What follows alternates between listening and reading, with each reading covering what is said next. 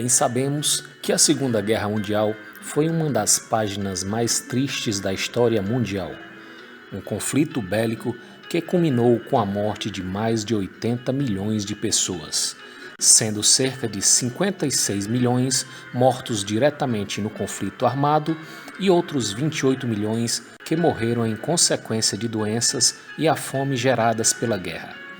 A imensa maioria das batalhas da Segunda Guerra ocorreu nos continentes europeu, asiático e africano. Mas o que pouca gente sabe é que o Brasil não foi poupado desse conflito e o Ceará foi palco de um grande bombardeio comandado pelas tropas de Hitler. Para entender a história e os detalhes por trás dessa batalha ocorrida em áreas cearenses, teremos que fazer uma breve introdução sobre o conflito. A Segunda Guerra Mundial deu-se início no ano de 1939 e durou até o ano de 1945, tornando-se a guerra mais abrangente de toda a história mundial e envolvendo a maioria das nações mundiais. O ponto inicial do combate foi a invasão da Polônia pela Alemanha, liderada pelo ditador Adolf Hitler. Após reiterados pedidos não atendidos para que os nazistas deixassem a Polônia, a França e o Reino Unido declararam guerra contra a Alemanha 2 dias depois, dando início ao conflito bélico mais sangrento da história mundial. O Brasil era governado à época por Getúlio Vargas e, apesar de apoiar abertamente os países aliados contra a Alemanha, o país sul-americano não investiu de início na guerra, mantendo-se neutro, buscando não entrar ativamente no combate. Assim permaneceu a maior parte da guerra, de 1939 até 1942, apenas observando os resultados gerados pelo sangrento conflito. Apesar da neutralidade em relação a não querer entrar diretamente na guerra, o Brasil, reconhecendo as atrocidades cometidas pelo exército de Hitler, rompeu relações diplomáticas com a Alemanha. Em retaliação, o ditador nazista encaminha um submarino de guerra para a costa brasileira. Trata-se do Undersea Boat 507, ou simplesmente U-507, uma verdadeira máquina de guerra equipada com 22 torpedos. O submarino nazista era comandado pelo capitão alemão Erro Schätt. Outro motivo para a vinda do submarino alemão para a costa brasileira foi com a intenção de interceptar comboios dos países aliados. O U-507 chegou à costa brasileira em agosto de 1942 e não demorou para agir. No dia 15 de agosto de 1942, o submarino nazista avista a primeira vítima no litoral de Sergipe.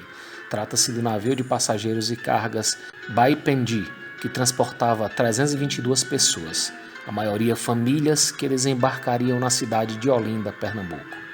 Aquela noite era de festa no salão do navio, com direito a um jantar animado por uma banda, pois era aniversário do imediato Antônio Diogo Queiroz.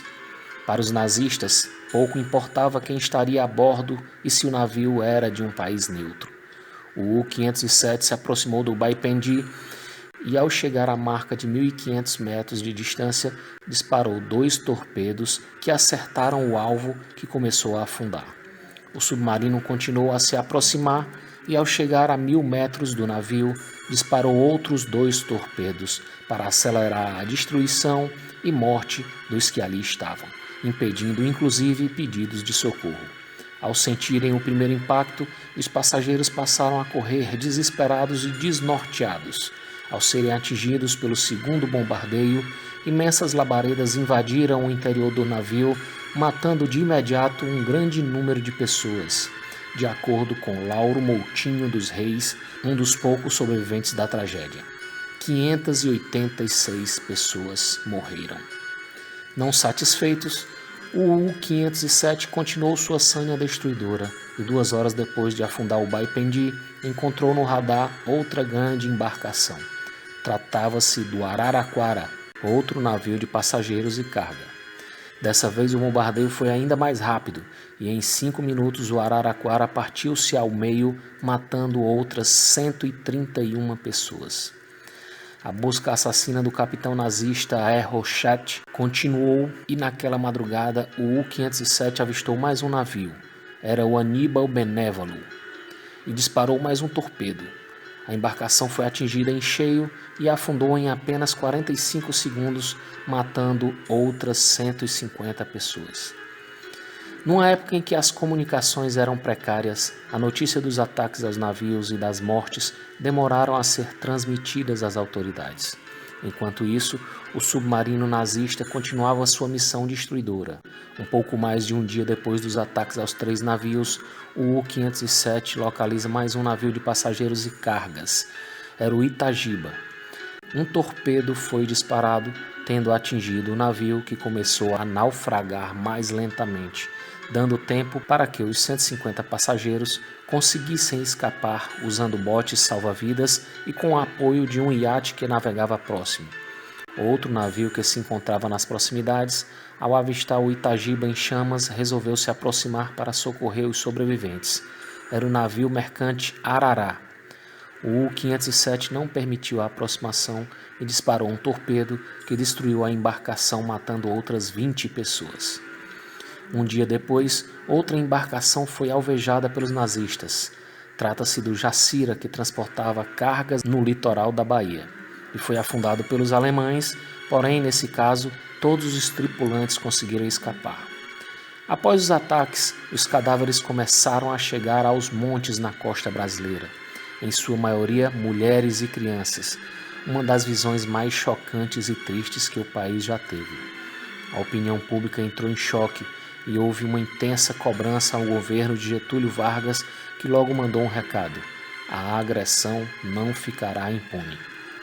Em 22 de agosto de 1942, 7 dias depois do primeiro navio abatido pelo U-507, o Brasil declarou que estaria oficialmente entrando na Segunda Guerra Mundial e passou a enviar suas tropas para atuarem no conflito, chegando a um total de 25 mil homens.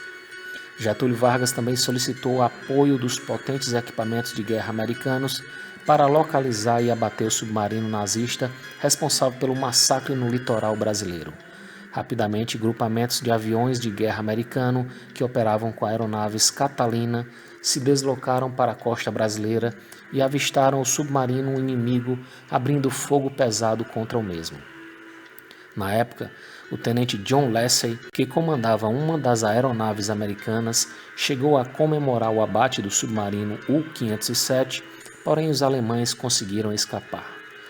No dia 27 de dezembro de 1942, o U-507 navegava a costa cearense em busca de novas vítimas.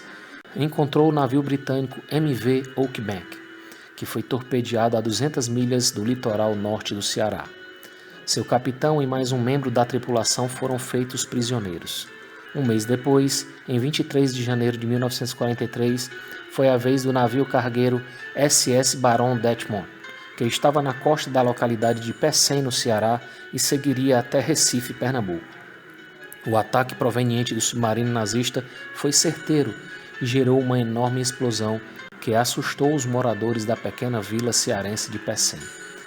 No ataque morreram 7 tripulantes, 36 pessoas conseguiram sair vivas do ataque e nadaram até a praia da vila de Pecém, tendo sido recebidos pelos moradores, que comunicaram às autoridades acerca do ocorrido. Novamente, o apoio americano foi solicitado para tentar capturar a máquina de guerra alemã que tanto estrago já causara ao Brasil. 3 dias após o ataque ao SS Baron Detmond, as tropas aéreas americanas identificaram um submarino alemão navegando em águas cearenses e atacaram.